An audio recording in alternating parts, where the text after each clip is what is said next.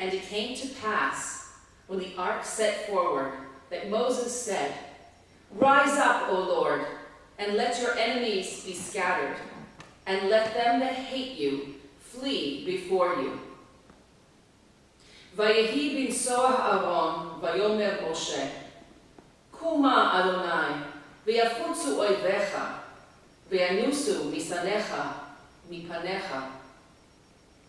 Vayehi binsoah Aaron, vayomer Moshe, "Kuma Adonai, v'yafutzu oivecha, v'yanusu misanecha, mipanecha." These words come from this week's Parsha, V'ha'alotcha. Which is more impactful to you, the spoken word or the sung version? Which version touches your heart more? The role of music has always been a fixture in Jewish religious life, stretching back to the Bible.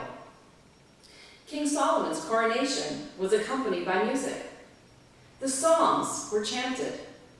The aged King Saul asked people to find, quote, "someone who was skilled in playing the lyre," to comfort him, and they found David.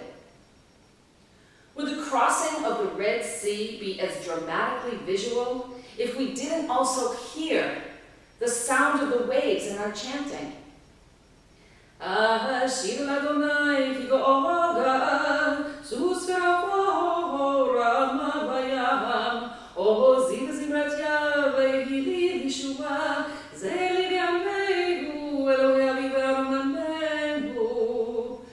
feel that kind of waving?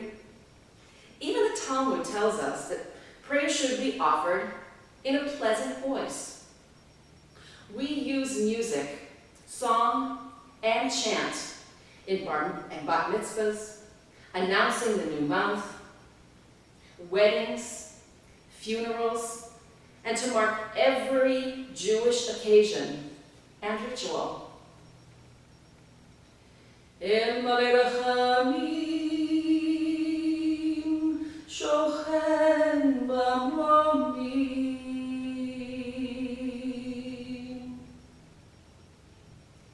And what about Shabbat? What do we seek on Shabbat in our time together in community prayer? Rest, peace, a sense of community and belonging. If we're not staring at our watches, we can allow synagogue song to give us the rest and peace that we're seeking on Shabbat. A letter in the Jewish Daily Forward read as follows, quote, "Sitting in the synagogue among people from back home and listening to the good Cantor, I forgot my unhappy weekday life, the dirty shop, my boss the bloodsucker, and my pale sick wife and my children. All of my America with its hurry-up life was forgotten." Can you imagine when that was written? That was written in 1909, but it could just as easily have been written today. Cantor Dr. Jonathan Friedman writes in his book, Synagogue Song, "The Jewish worship songs have four main functions." Quote, "communing with the divine, imparting key concepts and ideals, giving voice to personal and collective emotions, strengthening bonds to community and heritage." More than any other ritual element, liturgical song is the lifeblood of Jewish faith and a primary mode through which Jewish identity and affiliation are articulated and sustained.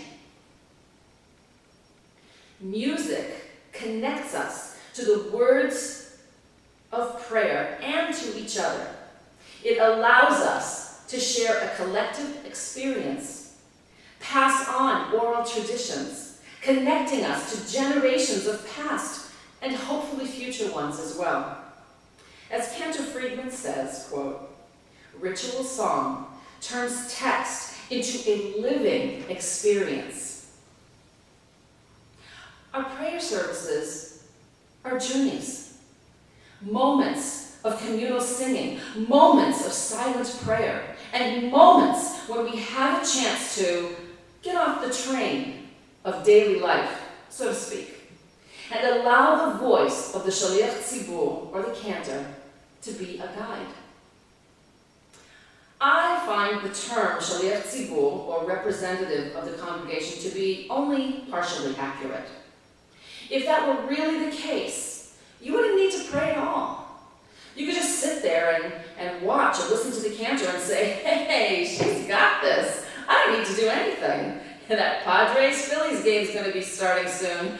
I wonder what's going to happen there. The role of the Cantor has always meant to be an intermediary. Prophets are said to have sung their prophecies, perhaps for maximum impact. The word chazan comes from choseh, or seer, so there was kind of a visionary component to the vocation. Well, I certainly don't feel that way about myself, but I do occasionally close my eyes and let the prayer take over. And I often feel hypnotized by seeing the words in Holy Hebrew, imagining to myself how many generations have sung these very words. The ideal Cantor is said to be a combination of vocal ability with religious devotion. It's much more than a beautiful voice. I'm constantly looking to those people who are more pious for inspiration. I feel in awe of these people, and I really wish that I could be like them. According to Rabbi Abraham Joshua Heschel in The Insecurity of Freedom, the Cantor singing can, quote, convert a plurality of praying individuals into a unity of worship. And Cantor William Sharlin said, aim to move, not to impress. Ultimately, it is the person who touches the congregant, not the baritone, contralto, tenor, or soprano. ויחולו השמיים והארץ בכל צבעם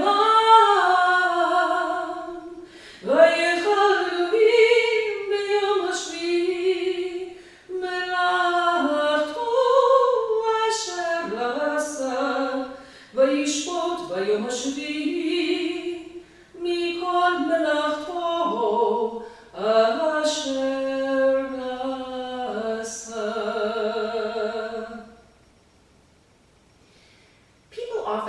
me, why does it take so long to be a cantor?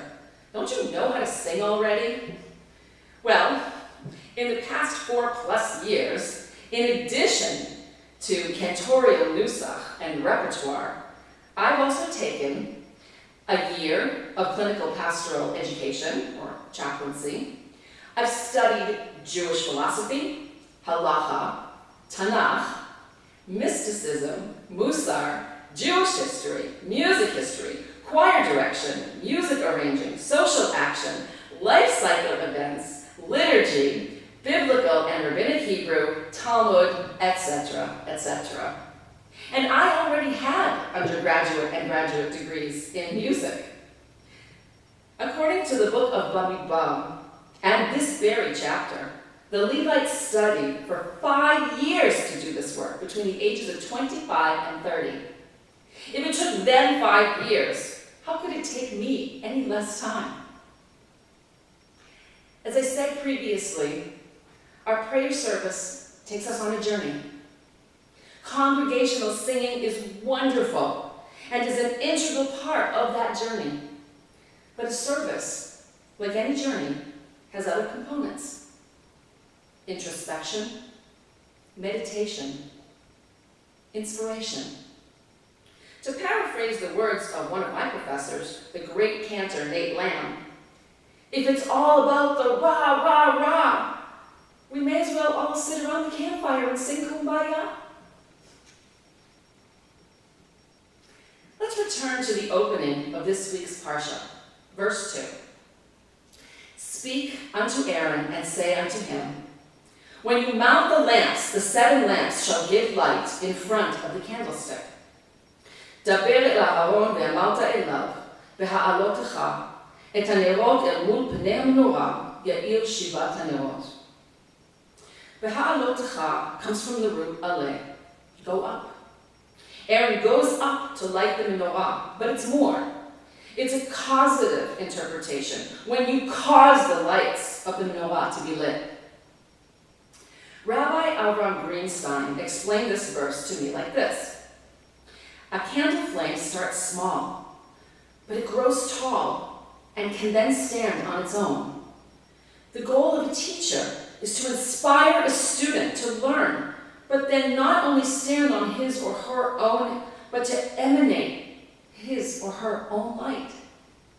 For me, my goal as a cantor is to use our prayer to touch people's hearts and inspire them to find their own prayer voice, elevate their light so that they leave services feeling inspired to spread good in the world and bring light into the lives of everyone they meet.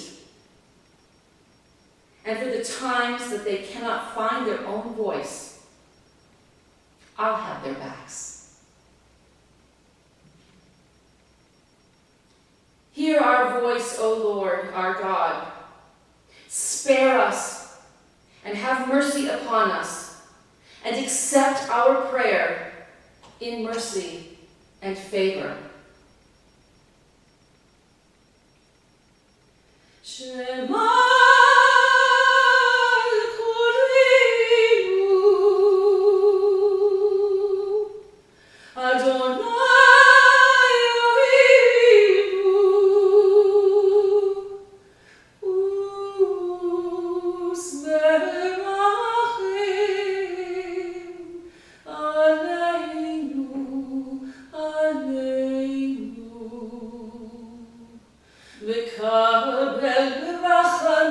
ברחמים וברצון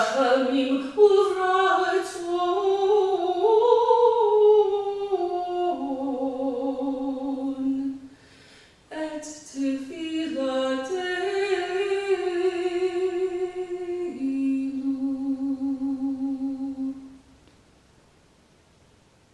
שבת שלום.